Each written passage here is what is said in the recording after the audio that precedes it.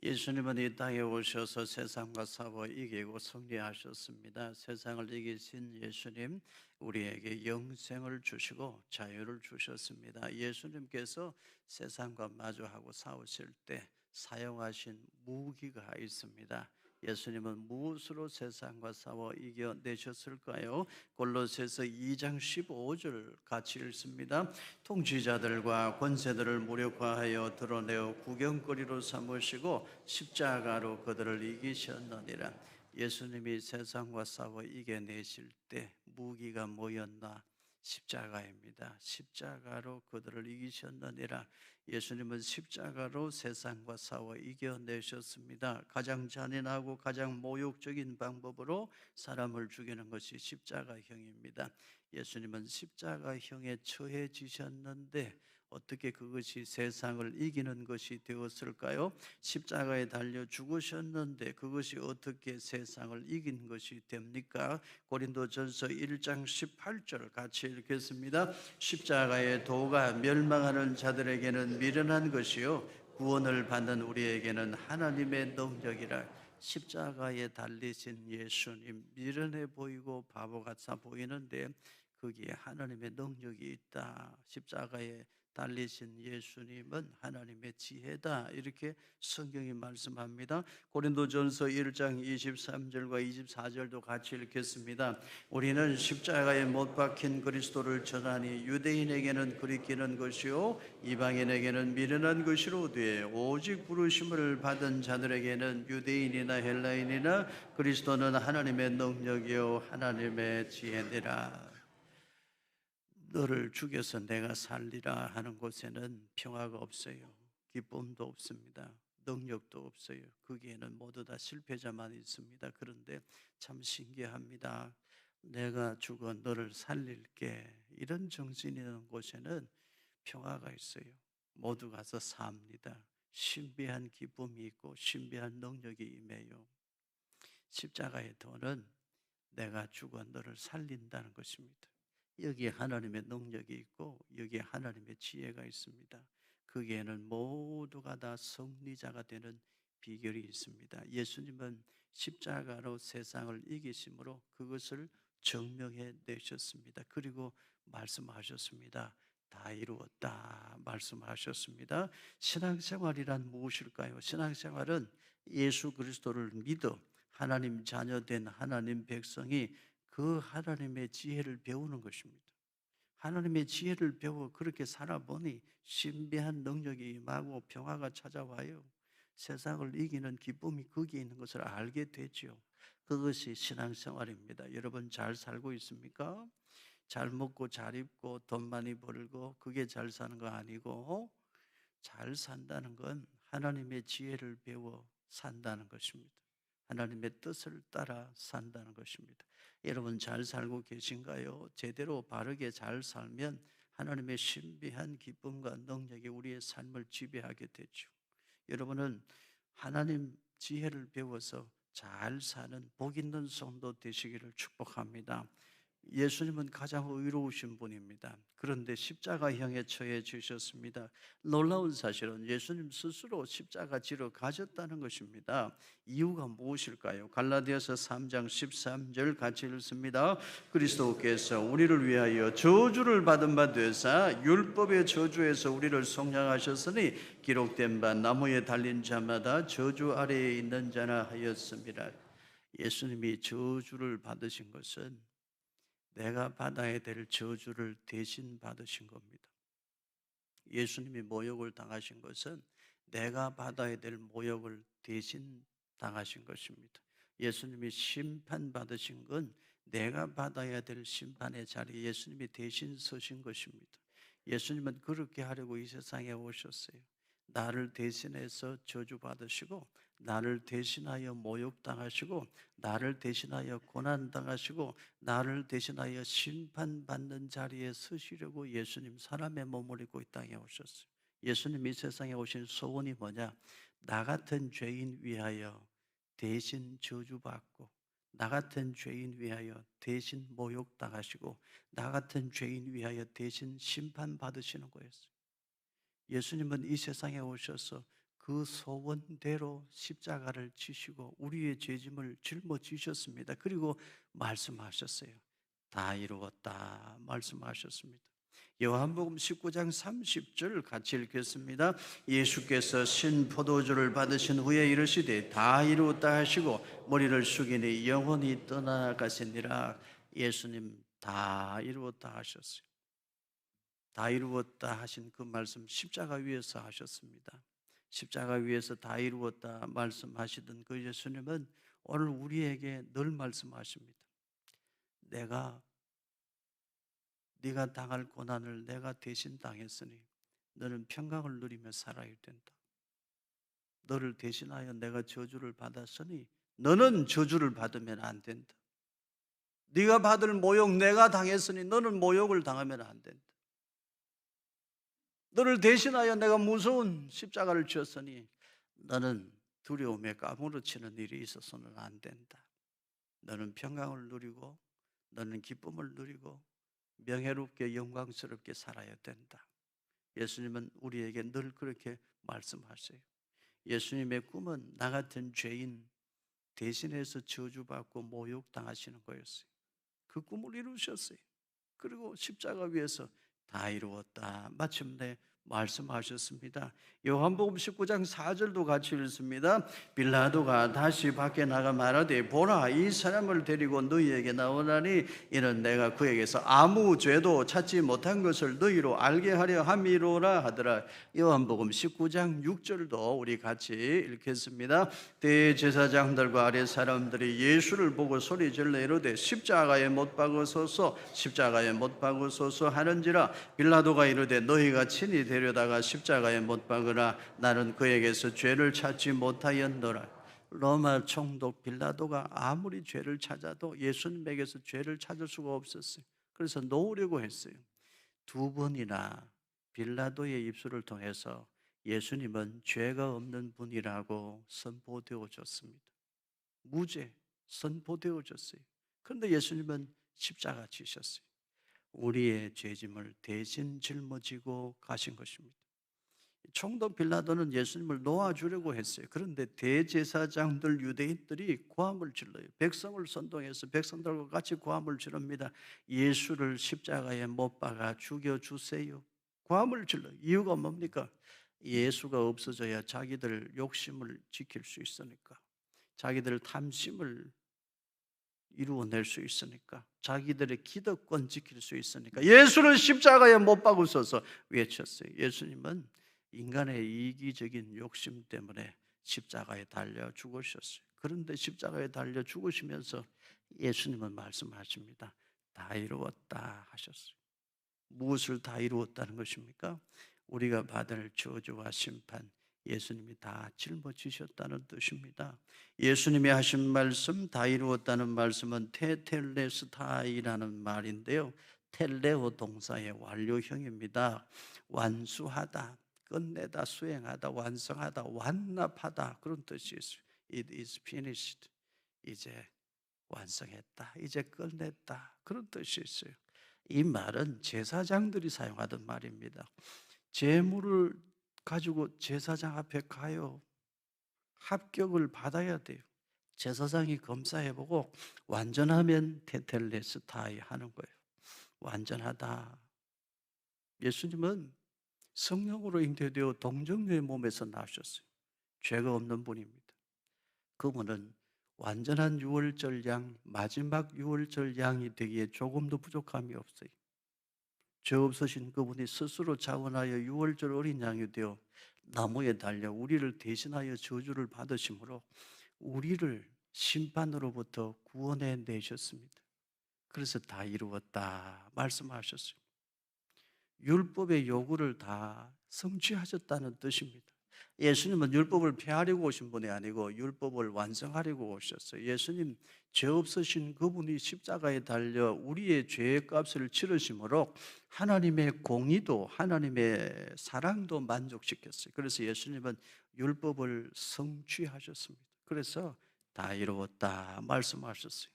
테텔레스타이, 다 이루었다, 이 말은 종이 주인 앞에서 하는 말입니다.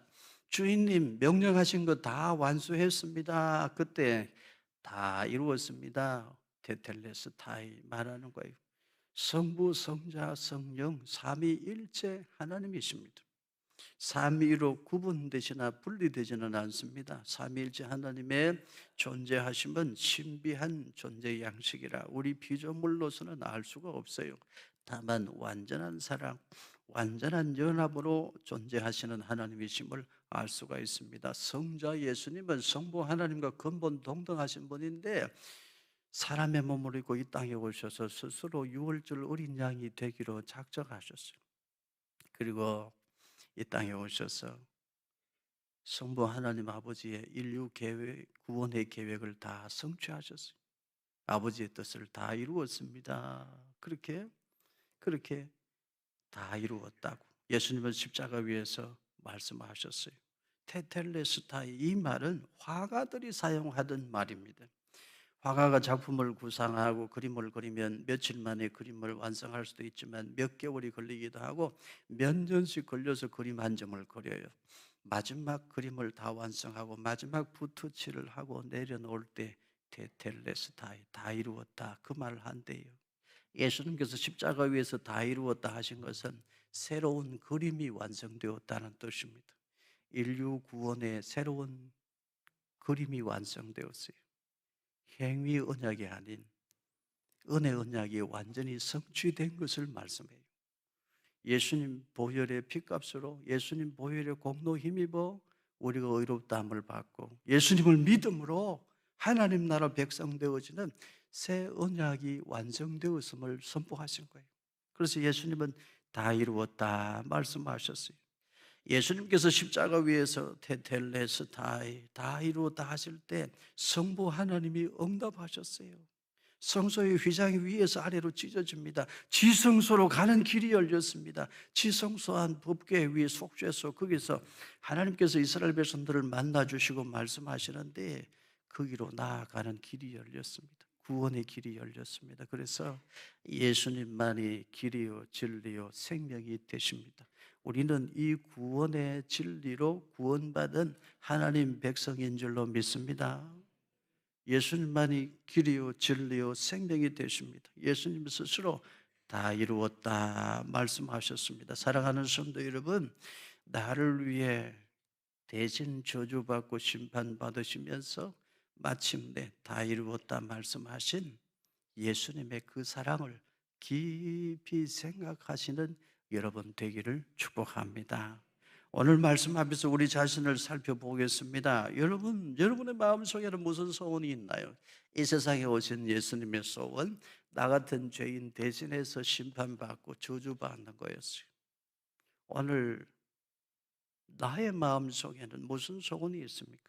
오늘 우리는 무슨 소원을 품고 열심히 살다가 인생 마지막에 하나님 앞에 가면 다 이루었습니다 라고 오늘 우리도 그 말 할 수 있을까요? 어떻게 살면 우리도 하나님 앞에 서는 그때에 다 이루었습니다 이 말 할 수 있을까요? 사명 감당했습니다. 우리도 어떻게 살면 하나님 앞에 가서 설 때 그 말 할 수 있겠나 하는 거예요. 내가 원수를 다 갚으면 다 이루었다 할 수 있을까요? 내 마음에 엉어러진 한을 다 풀면 다 이루었다 할 수 있을까요? 한 20억, 30억 좀 돈을 벌고 나면 다 이루었다 할 수 있을까요? 내가 장로되고 권사되고 직분 받고 나면 다 이루었다 할 수 있을까요? 직분 받는 것 중요하지만 직분 감당하는 것이 더 중요해요. 내 이름 석자 세상에 알리고 나면 그러면 이제 이만하면 됐다, 다 이루었다 할 수 있을까요? 내가 한 100살까지 살고 나면 이만하면 됐다, 다 이루었다 할 수 있을까요? 오래 사는 것도 복이지만 오래 사는 것이 중요한 거 아니고 바르게 사는 것이 중요합니다.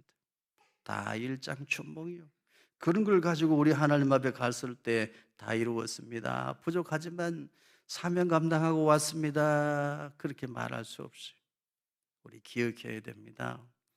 십자가 위에서 다 이루었다 말씀하시던 그 예수님은 이 세상에 교회 하나를 세워주셨어요. 그리고 교회를 지키라 하셨어요. 땅끝까지 이르러 나의 정인이 되라 하셨습니다. 모든 족속으로 제자를 삼으라 하셨어요. 아버지와 아들과 성령의 이름으로 세례를 주라 하셨습니다. 아버지와 아들과 성령의 이름으로 세례를 베풀면 믿는 사람들이 생기죠. 그게 교회입니다. 교회는 예수님을 그리스도로 믿고 영접하고 예수님을 주님으로 고백하는 사람들의 모임이에요. 그 모임이 참 교회예요. 오늘 우리의 사명은 그 교회를 지키는 것입니다. 신앙 고백을 지키는 거예요. 오늘 우리의 사명은 오직 성경, 오직 예수, 오직 믿음, 이 진리 위에 교회를 세워 그 교회를 지키는 것이 오늘 우리의 사명입니다. 예수 그리스도를 믿는 사람들의 모임이 참교회, 무형교회입니다. 예수님을 믿는 사람들이 모여서 예배드리는 곳이 유형교회입니다. 예수님은 교회의 천국 열쇠를 맡겨주셨어요. 지상의 교회는 부족하지만 그래도 우리 주님은 교회를 통하여 일하십니다. 오늘 우리는 교회를 지켜야 될 줄로 믿습니다. 세속주의로부터 교회를 지켜야 돼요. 번영신학으로부터 교회를 지켜야 돼요. 이단들의 공격으로부터 교회를 지켜내야 됩니다. 공산주의, 사회주의 물결로부터 교회를 지켜야 됩니다. 우리 교회는 그런 분 한 분도 없지만 공산주의, 사회주의는 무신론입니다. 하나님을 인정하지 않아요. 그런 물결이 이 나라를 잠식하지 못하도록 우리는 분별하고 깨워서 기도해야 될 줄로 믿습니다.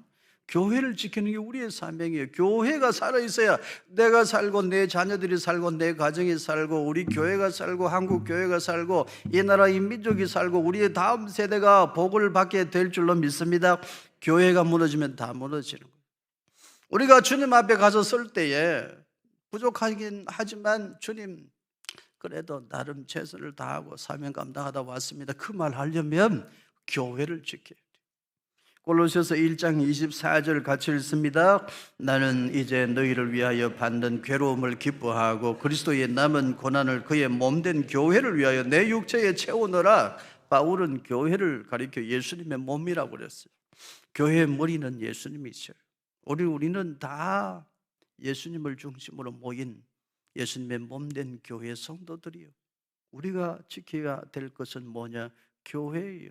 다 이루었다 말씀하시던 예수님은 이 땅에 교회를 세우시고 교회를 부탁하셨습니다. 교회는 예수님의 몸입니다. 교회는 생명입니다. 부족한 탓에, 우리가 부족한 탓에 지상의 교회 부족한 건 많지만 그래도 교회는 세상의 희망이요. 이 땅에 교회가 무너지지 않도록 교회를 지키는 사명 우리가 감당할 수 있기를 축원합니다. 수없이 많은 농어촌 교회들 무너지고 있습니다. 사랑하는 성도들이요, 아직 우리 힘이 약하지만 이 땅에 무너져가는 교회를 이렇게 세우는 교회로 우리 다산은혜교회가 하나님 앞에 쓰임받는 축복이 있기를 축원합니다. 수없이 많은 농어촌교회 미래 자립교회들이 있잖아요. 지금 교회가 흔들리고 있습니다. 여러분, 교회를 세우는 우리 교회가 되기를 축복합니다. 선교지에 예배당이 필요한 곳에, 성도는 있는데 예배당이 없어 올바르게 신앙생활하지 못하는 그런 곳에 우리가 더 힘쓰고 애써 예배당을 건축하고 주님 부탁하신 대로 모든 족속을 제자로 삼아 교회를 세우고 열방을 향해 복음 들고 나가는 일에 쓰임받는 우리 다산은혜교회가 되기를 예수님의 이름으로 축원합니다. 교회를 지키고 교회를 붙들어 하나님 기뻐하시는 교회로 만들어가는 것이 오늘 우리에게 주어진 사명입니다. 참 교회는 예수님을 믿는 성도들의 모임입니다. 사랑하는 성도 여러분, 여러분 곁에 있는 성도들 끝까지 한 사람도 세상에 빼앗기지 말고 다 지켜내시기를 축복합니다. 여러분 구역 식구 중에 한 사람도 세상에 빼앗기지 않기를 바라요. 다 지켜내십시오.